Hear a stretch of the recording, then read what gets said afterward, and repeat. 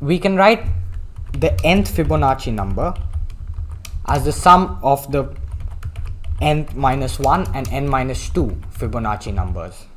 This comes straight out of the definition of a Fibonacci number. So now that we know this, writing a recursive function to find a Fibonacci number is really simple. So let's do it. We're going to create a function. I'm going to call it Fiborec because Fib already exists. It's going to take in a value n and return another integer.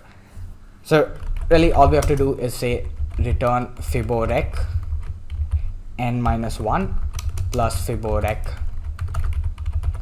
n minus 2.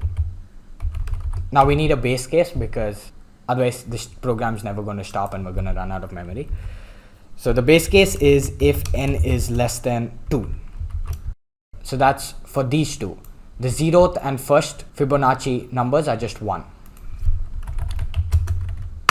So just like that, we have a function to find the nth Fibonacci number, and it only took 4 lines of code. So let's compile and run this, and let's find the 4th element. So that should be 5. Yeah, so this 2 works. I want to compare these two functions. The recursive function is just like 4 lines of code, and the iterative function is much bigger in terms of lines of code. So which is better? Let's see. I'm going to show you something interesting. I'm going to ask the recursive function to give me the 45th Fibonacci number. Wow, this is taking some time. There you go. Now let's ask the iterative function to give us the 45th number.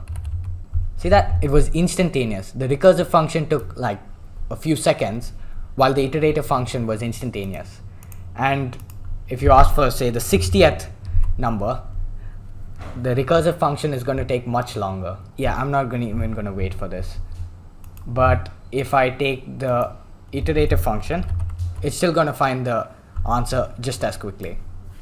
I want you to pause this video and think about why finding a Fibonacci number with recursion is so much slower. Alright, let's see. Let's say you want to find the 5th Fibonacci number with recursion. Well, to find the 5th Fibonacci number, you're going to have to find the 4th Fibonacci number and the 3rd Fibonacci number.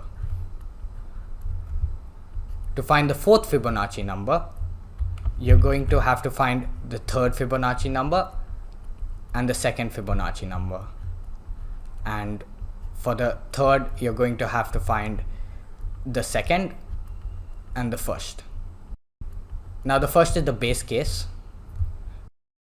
so you don't have to actually do any computation. But for the 2nd, you're going to have to find both the 0th and the 1st Fibonacci numbers. So that's the same for this 2nd Fibonacci number over here also. And for the 3rd Fibonacci number, you're going to have to find the 2nd and 1st. And for the 2nd, you're going to have to find the 1st Fibonacci number and the 0th Fibonacci number. So all these things on the bottom, these are the base cases. But you might have already noticed that I'm finding the same Fibonacci number multiple times. So I'm doing multiple unnecessary computations. So for example, this 2nd Fibonacci number, it's being computed 3 different times.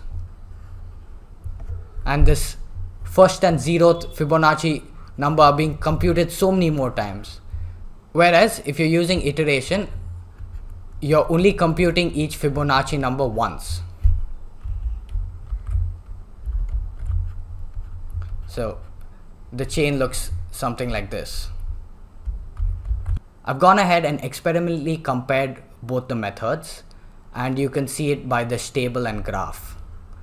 Okay, so on this table, I have the input size, the time the recursive function takes, and the time the iterative function takes.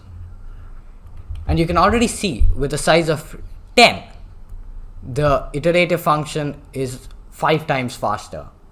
And with 15, it's like 60 times faster. I've also gone ahead and plotted this on a graph. so that it's easier to visually see what's happening. I guess now you know why iteratively finding a Fibonacci number is much faster.